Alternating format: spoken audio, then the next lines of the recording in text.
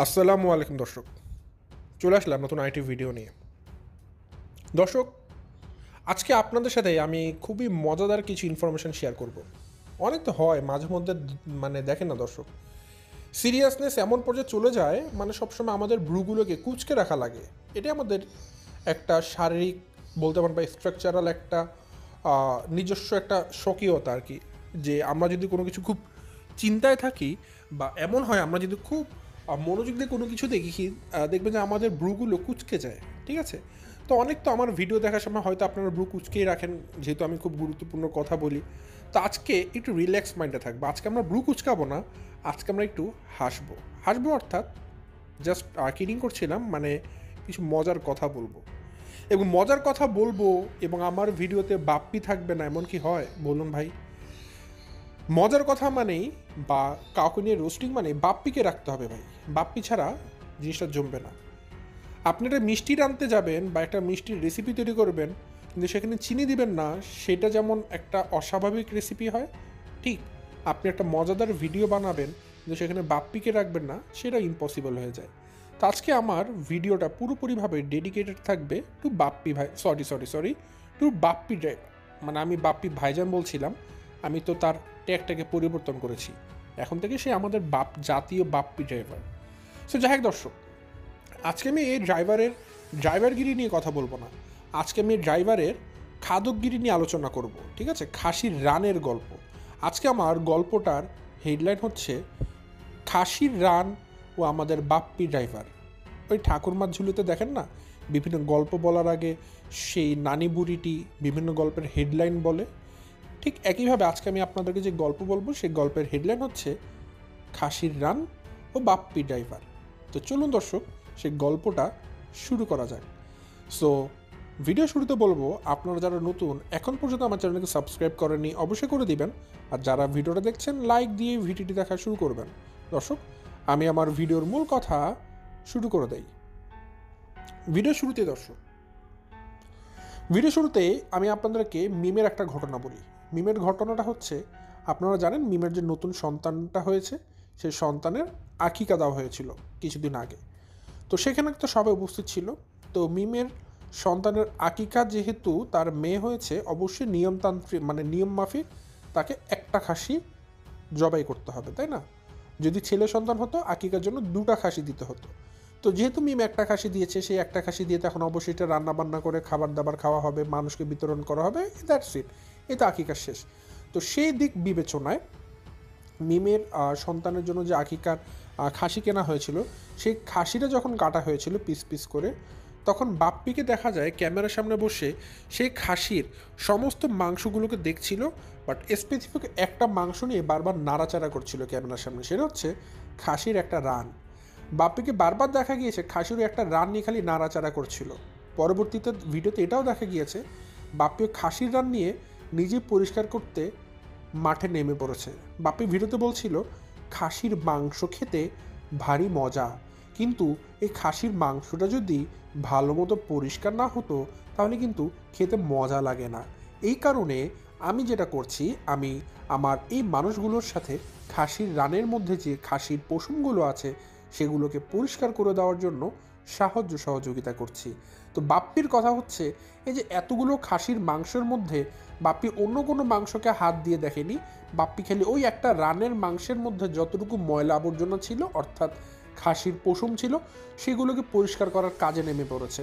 প্রশ্ন এক, খাসির তো অনেকগুলো মাংস হয়, মাথার মাংস, হাতের মাংস, পেটের মাংস, বুকের মাংস, খাঁচার মাংস, পিঠের মাংস, রানের মাংস, অনেক জায়গার মাংসই হয়, কিন্তু বাপ্পি ঘুরে ফিরলে শুধুমাত্র ওই একটা সিঙ্গেল রানের মাংসটাকে কেন পরিষ্কার করছিল?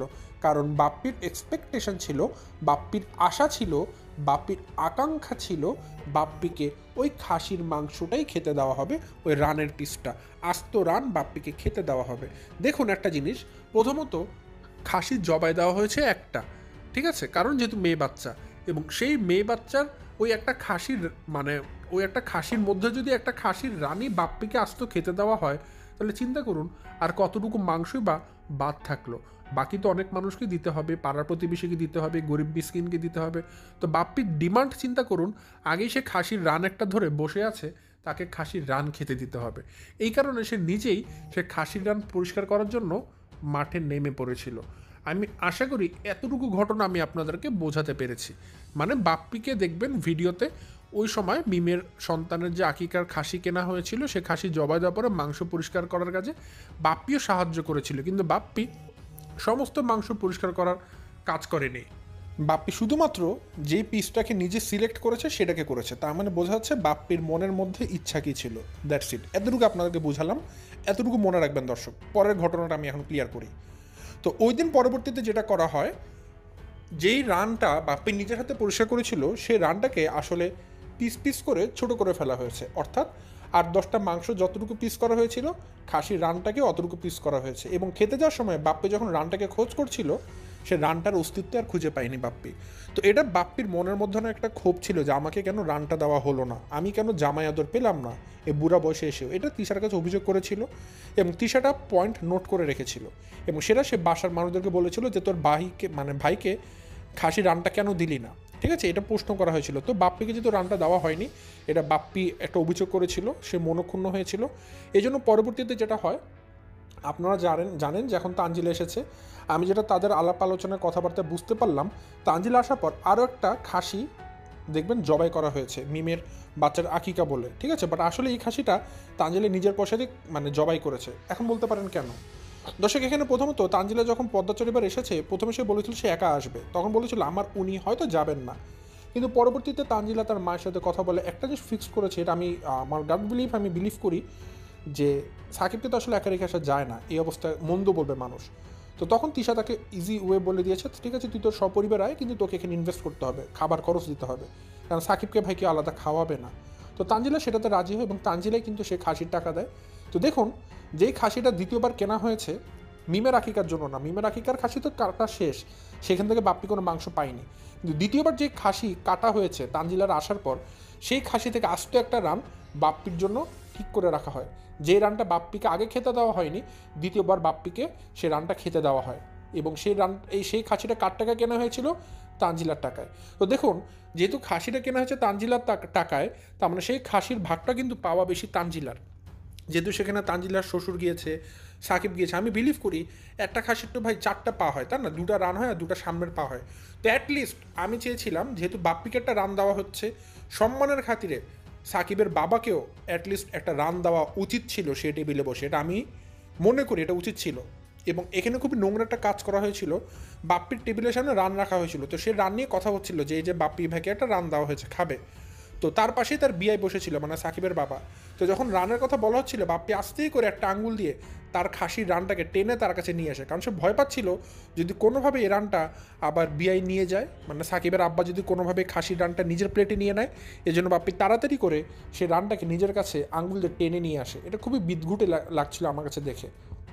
এবং পরবর্তীতে আরও নোংরা একটা ঘটনা দেখলাম, তিশা সে তার জামাই সাকিবকে খাওয়াবে, মেয়ের জামাইকে খাওয়াবে খাসি মাংস।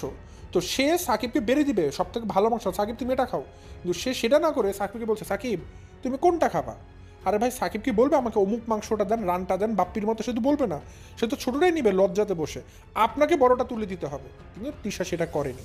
তিশা পরে কি করলো, ওই খাসির সামনের পায়ে যে চিকন একটা হাড্ডি থাকে সেটা সাকিবকে দিচ্ছে হাত দিয়ে তুলে। এবং আরও নোংরা লেগেছে এটা, সে দেওয়ার আগে দিয়ে বাপ্পিকে দেখি পারমিশন নিচ্ছে, এই যে দেখেন এটা দিচ্ছি, মানে সে বাপ্পিকে দেখিয়ে নিল আপনার রানের মাংসটাই সবচেয়ে বড়, আপনার মতো রান অন্য কাউকে দেওয়া হয়নি, সাকিবকে আমরা ছোট মাংসটাই দিচ্ছি। তার মানে দেখুন হিংসা বিদ্বেষ কত দূর গড়িয়ে গেছে।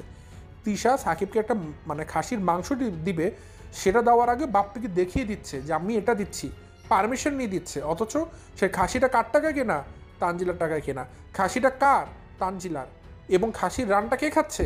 বাপ্পি খাচ্ছে। অথচ খাসির মাংসের ভাগ কার বেশি হওয়ার কথা ছিল? সাকিব এবং সাকিবের বাবার। কিন্তু সবচেয়ে বেশি ঠকালো কাকে? সাকিব এবং সাকিবের বাবাকে। অথচ তানজিলারা সবাই মিলে কি বলবে যে হ্যাঁ আমরা খাসি জবাই দিয়েছি, সাকিবের পরিবার এসেছে বলে আমরা খাসি জবাই দিয়ে তাদেরকে খাইয়েছি। আর ভাই কি খাইয়েছেন? এটা হাড্ডি, কিন্তু আসল গোস্তটা তো খাওয়াইয়েছেন বাপ্পিকে। তাহলে সাকিবকে আপনারা কি খাওয়ালেন? খালি নামে মাত্র খাসি খাওয়াইয়েছেন, নামে মাত্র খাসি, কিন্তু আসল খাসি তো খেয়েছে বাপ্পি ড্রাইভার। সো ভাই এই যে এই সমস্ত চতুর বিদ্যা এগুলো তাদের পরিবার থেকেই শেখা উচিত আমি মনে করি, ঠিক আছে, যেরকম চতুরতা তারা করে আর কি। তো এই বিষয়গুলো সম্পর্কে আসলে যতই আলোকপাত করবো ঘৃণা চলে আসবে, কারণ তারা পুরো পরিবারটা হচ্ছে দর্শক মানে বলতে পারেন ধান্দাল, আর কিছুই না, ধান্দালি করে বেড়ায়। তো এটাই আমি আপনাদেরকে আজকে জানালাম যে খাসিটা বাপ্পি শুরুতে খেতে পারেনি, সে খাসিটা কিন্তু বাপ্পি ঠিকই খেয়ে এসেছে এবং তাকে আস্ত রান দেওয়া হয়েছে, পুরো আস্ত রান। এবং সে রানটা সে তার বিয়াকে দেখে আস্তে করে তার দিকে টেনে নিয়ে এসেছে আঙুল দিয়ে। যদি ভুলক্রমে বিয়া নিয়ে নেয়, বাপ্পি ভয় পাচ্ছিল। কিন্তু আমি মনে করি একটা খাসির রান যেহেতু বাপ্পিকে দেওয়া হয়েছিল, আর একটা খাসির রান সাকিবের বাবাকে দেওয়া উচিত ছিল এখানে, নিয়ম মানে নিয়ম মাফিক উপায়। নাহলে এটা কিন্তু সাকিবের বাবাকে চরম অপমান করা হয়েছে একরকম, যে এত মুরব্বী একটা মানুষ বাপ্পি খাই খাই করছে কিন্তু তাকে আসলে কিছুই দেওয়া হচ্ছে না। এটা খুবই লজ্জাজনক, খুবই অপমানজনক। একটা মানুষকে অপমান করার জন্য আপনারা কুষ্টিয়া থেকে আসলে পদ্মা চড়ে নিয়ে আসবেন, দরকার ছিল না ভাই অপমান করার জন্য, সেটা না দিলেও পারতেন। তো যাই হোক দর্শক, এই বিষয়টা আমার কাছে আজকে খুবই এক্সট্রিম পর্যায়ে নোংরা লেগেছিল, এই জন্য বাপ্পির এই বৈশিষ্ট্যটা তুলে ধরার জন্য আপনাদেরকে ভিডিওটা দেওয়া। তো আশা করি আপনাদের সবারই ভালো লাগবে দর্শক, এই গুরুত্বপূর্ণ বিষয় আজকে তুলে ধরলাম। আসলে দর্শক একটা ঘটনা বর্ণনা করার জন্য আমার 20 মিনিট ভিডিও দেওয়ার কোনো প্রয়োজন নেই, কিন্তু ছোট্ট করে জানালে হয়ে যায়। তো যখন আমি একসাথে 4-5টা বিষয় নিয়ে আপনাদেরকে ভিডিও করবো, তখন দেখবেন আবার 30 মিনিটের আমি ভিডিও দিয়ে যাচ্ছি। সো আপাতত দর্শক আবারও একটা ছোট্ট ভিডিও দিলাম। আমি মনে করি, আমি জানি হয়তো আপনাদের আজকে পেট ভরবে না, হয়তো আরও মনে হবে যে ভিডিওটা একটু বড় হলে হয়তো ভালো হতো, বাট হ্যাঁ ইনশাআল্লাহ দর্শক আমি সামনে অবশ্যই বড় ভিডিও নিয়ে আসার চেষ্টা করবো ইনশাআল্লাহ। সে পর্যন্ত সবাই আমার জন্য দোয়া করবেন, ভালো থাকবেন, সুস্থ থাকবেন। আসসালামু আলাইকুম।